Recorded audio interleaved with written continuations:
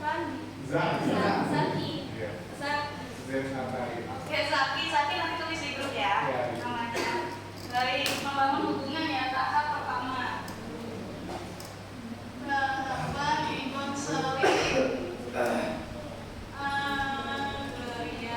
Tahapan pertama adalah membangun hubungan. Tadi dari kiri nggak ada ya. Kemudian tahapan kedua angkat tangan.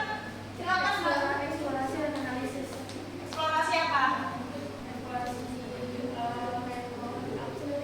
Di suatu masalahnya itu masalahnya.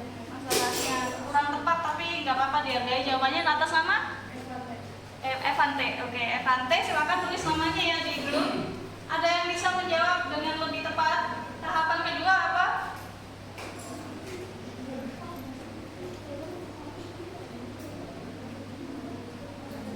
Silakan.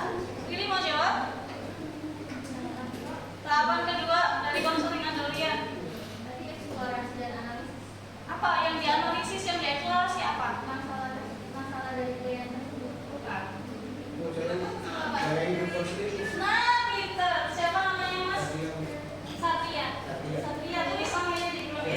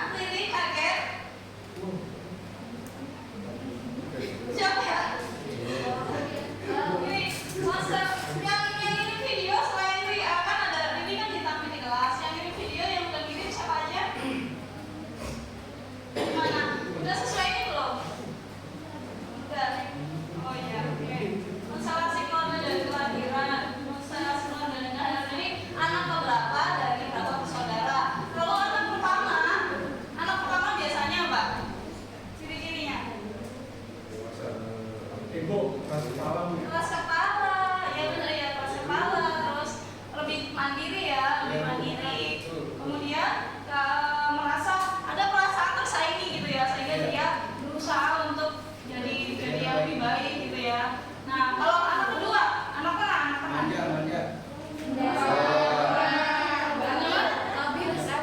Keras kepala, labil.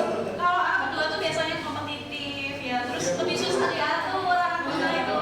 Bahkan dari awal lahir dia udah berkompetisi dengan kakaknya, udah ada kompetisi gitu ya. Nah, terus kalau anak terakhir gimana? Biasanya lebih penyayang, lebih manja karena dapat kasih sayang dari kakak-kakaknya, jadi dia lebih bisa empati sama orang lain. Kalau dibanding sama kakak-kakaknya ya, itu jadi tujuannya untuk tahu gaya hidupnya. Makanya kenapa ditanya anak keberapa, pertama, tengah, akhir, pola asuhnya gimana. Kalau pola asuhnya baik, dia akan jadi orang yang mudah untuk bersosial. Kalau pola asuh orang tuanya buruk, akan sulit. Makanya kenapa ada anak yang populer dan anak yang terisolir ya. Nah, anak yang populer itu dari hasil penelitian tesis saya dulu itu 100% dari anak yang populer itu orang tuanya punya pola asuh yang baik. Kalau orang tuanya punya pola asuh yang buruk ya, 100% dari mereka itu adalah terisolir. Terisolir itu ada macam-macam ya. Ada yang dia yang nolak teman, ada teman yang nolak dia ya. Atau kalau enggak ya masuknya ke kontroversial, berarti ada yang suka dia, ada yang enggak gitu. Jadi baik atau enggak. Kalau baik nanti dicatat, oh iya misalnya dia minat sosialnya oke apa enggak, minat sosialnya gimana, anak keberapa, perilakunya nanti akan ketahuan. Anak keberapa dari berapa saudara, terus sama saudara itu, sama saudara itu baikan atau suka musuhan, itu nanti akan kelihatan minat sosialnya, suka ngasuh adik enggak atau malah berantem mulu, nanti kelihatan minat sosialnya, untuk tahu minat sosialnya. Lalu yang C, apa lagi? Ingatan paling awal, atas sama? Nurul, silakan tulis namanya di sini ya.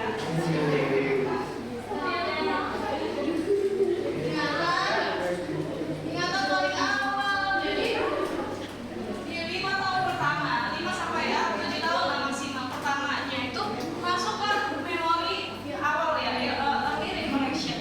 Jadi kalau dari kita punya ingatan masa kecil yang baik, maka kita akan mudah untuk bersosialisasi, beradaptasi sosial.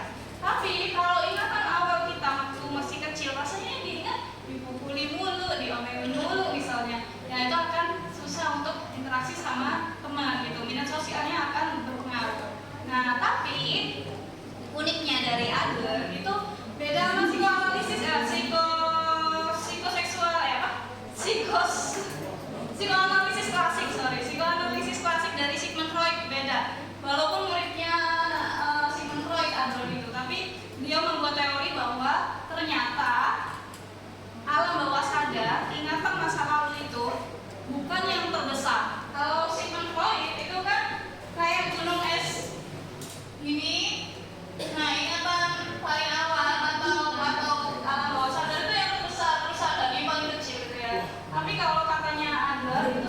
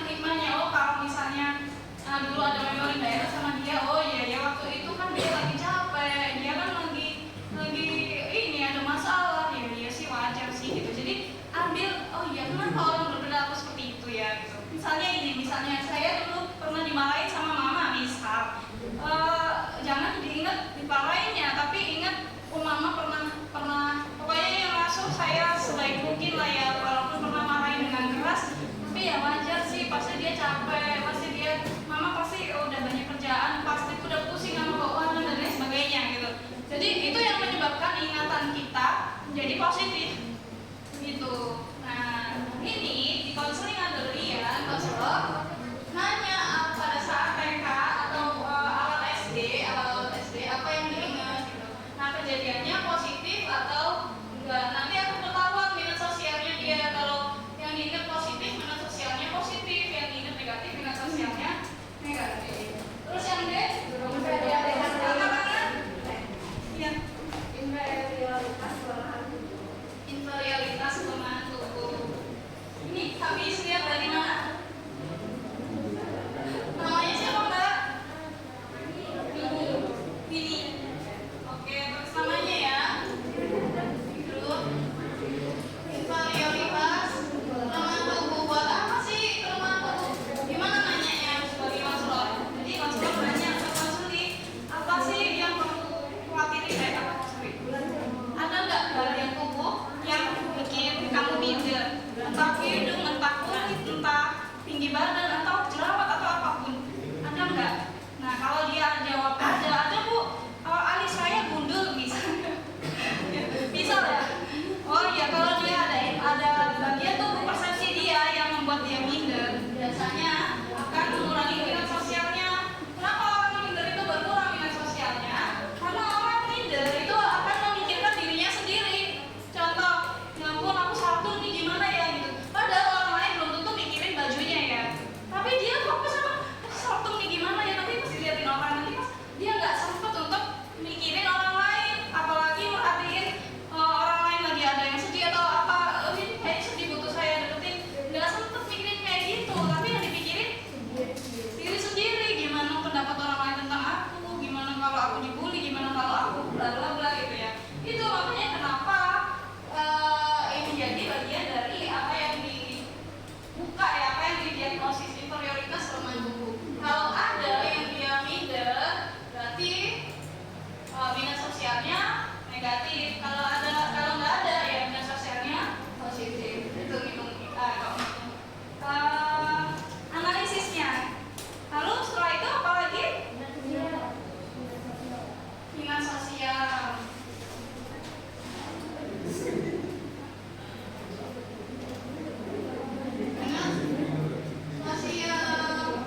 Nah, minat sosial itu pertanyaannya seperti ini. Dimana kalau minat sosial itu pertanyaannya kalau sama teman-teman ya, lagi ada kumpul di kelas, kamu gimana? Menikmati nggak? Bisa kayak gitu. Kalau sama teman-teman di sekolah, kamu merasa happy nggak sih bareng teman-teman? Kalau dia merasa happy ya minat sosialnya ada, kalau nggak happy ya berarti minat sosialnya kurang. Mati enggak. Terus setelah minat sosial terakhir analisis mimpi ya. Tulis namanya ya. Analisis mimpi. Nah, beda analisis mimpinya Adler sama Sigmund Freud beda. Kalau Sigmund Freud, ingat nggak analisis mimpinya buat apa?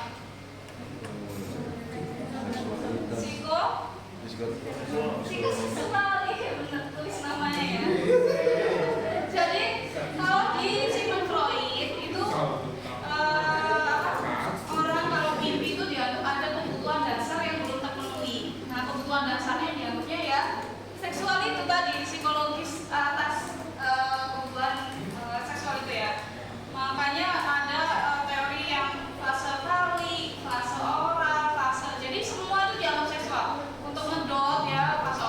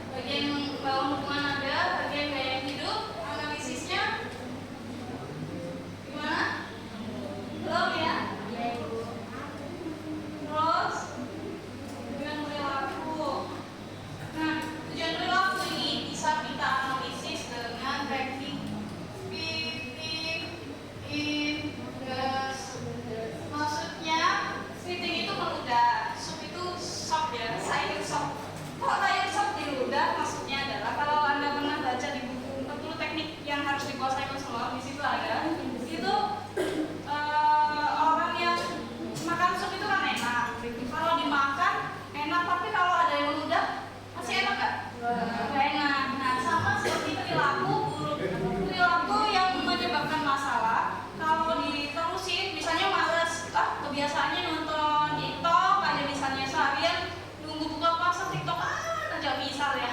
Enak kan? Enak kan? Tapi kalau waktunya habis sampai akhirnya nggak ngerjain PR, nggak ngerjain urusan cucian baju, nggak ngerjain urusan misalnya diajak temennya dimintain tolong sampai males bilang aja sibuk misalnya, sampai kayak gitu misal. Nah itu shocknya, rasanya bagi dia shocknya itu enak kan ya, maksudnya nonton TikTok terus-terusan walaupun itu racunnya enak ya. Ya begitu disuruh misalnya, udah deh misalnya ada ibunya, kamu itu nonton TikTok nonton HP terus, udah deh HP-an terus taruh ayo bantuin gitu misalnya, enak apa enggak? Gak enak. Nah tapi ketika dia sadar shocknya itu adalah racun, dinudai gitu ya, akan terasa berbeda penglihatannya terhadap perilaku itu tadi. Jadi misalnya orang yang suka nonton misalnya ya nonton drakor atau apa, karena bisa jadi alasannya adalah karena ingin nggak melakukan apapun gitu ya, sebenarnya ingin kabur dari melakukan apapun, apalagi yang skripsi misalnya ya, kalau atau tugas kuliah mau ngerjain males banget, akhirnya kebawa deh udah nonton aja deh gitu, udah dibuka laptopnya nggak jadi buka Word, jadi dibuka drakor misalnya. Nah itu sebenarnya ingin kabur dari kewajiban ya kayak gitu. Nah maka kita sebagai konselor untuk dalam hal analisis tujuan perilaku ya dengan teknik speaking industry itu bisa kita tanyakan misalnya, sebenarnya mungkin nggak sih kamu nonton TikTok terus itu supaya bisa bebas dari tugas, supaya nggak pusing lagi. Jadi mungkinkah gitu, mungkin nggak sih kamu begini karena ini supaya ini, atau bisa dibalik, bisa misalnya kalau itu kan kalau nonton jadi bebas tugas ya, atau misal mungkin nggak kamu merasa kalau misalnya nggak ada nonton, seandainya nggak ada, kamu jadi terbebani sama tugas. Atau contoh lain misalnya ada orang yang sakit-sakitan, terus dia ketika sakit ada yang nyuapin misalnya ya, jadi dia nggak usah cuci piring, nggak usah bantuin di rumah misal. Jadi ditanya, mungkin nggak sih kamu sering sakit itu karena supaya dapat perhatian lebih, supaya nggak perlu banyak kerjaan rumah gitu ya, ada yang ngasih perhatian lebih di rumah. Mungkin nggak? Ya bisa aja ya, mungkin ya bisa dijawab itu. Atau kita tanya lain yang dibalik, seandainya kamu nggak sakit-sakitan, ada nggak yang hilang dalam hidupnya? Ada nggak yang dihilang? Atau seandainya kamu sakit, apa yang kamu dapatkan gitu? Perhatian jadi lebih dapat atau apa? Jadi seandainya nggak ada sakit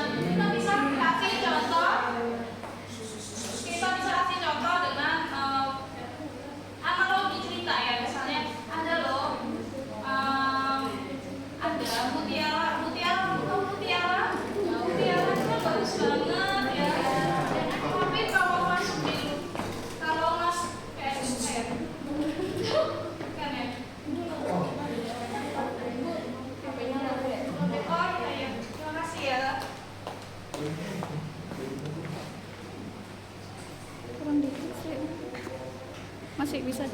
Kalau ada apa tadi? Mana tadi? Kalau nyampe mana tadi?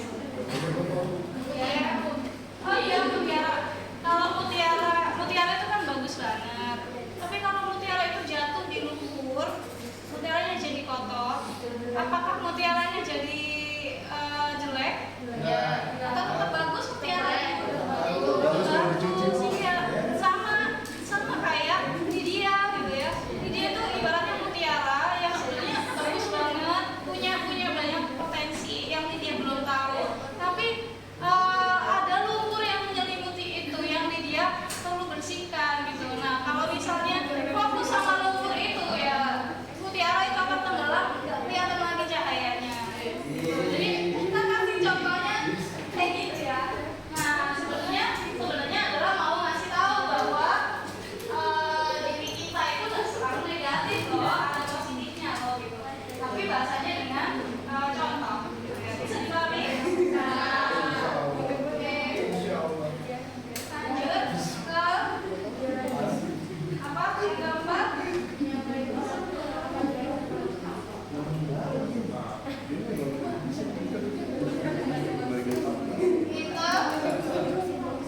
Presentasi, pengaruh, gaya hidup, tujuan perilaku, mampu dan kesalahan, logikanya, memengaruhi masalah sekarang, interpretasi pengaruh gaya hidup ya tujuan perilaku kesalahan logika yang mempengaruhi masalah sekarang. Jadi gaya hidup itu ada apa ya, kita tadi kan udah nyampein ya gaya hidupnya, tujuan perilakunya, kesalahan dasar logikanya. Nah terus kita sampaikan, nah kenapa sih kok dia bisa minder, bisa milih untuk apa ya, ibaratnya mundur dari teman misalnya ya. Nah ini sebenarnya ada karena tadi gaya hidup, ada gaya hidup kontrol, kadang-kadang untuk ada yang bully walaupun sebenarnya nggak ada misalnya ya. Terus karena ada ketakutan ini ya, tujuan perilaku tadi ya, karena dengan ini itu dia merasa lebih bebas sama ngapain, misalnya nggak ada yang ngeliatin, nggak ada yang marahin misalnya gitu. Terus kesalahan dasar logika ini ya tadi ya, bahwa ada pemikiran bahwa anggapan bahwa diri semuanya negatif padahal sebenarnya ada positifnya. Nah itu loh yang mempengaruhi dia sekarang masalahnya sampai bisa jadi mindernya makin gitu ya. Kayak gitu, jadi dihubungkan dari analisis ini tadi. Lalu ini juga bisa sih sama disampaikan tadi ya yang ini analisis tadi.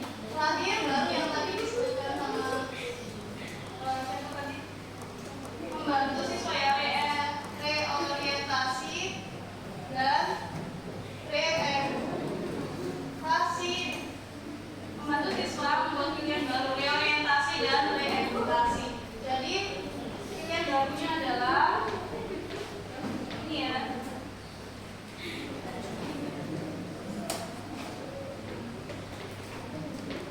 Ini bisa dipahami kan? Dicatat ya, biar nggak lupa ya.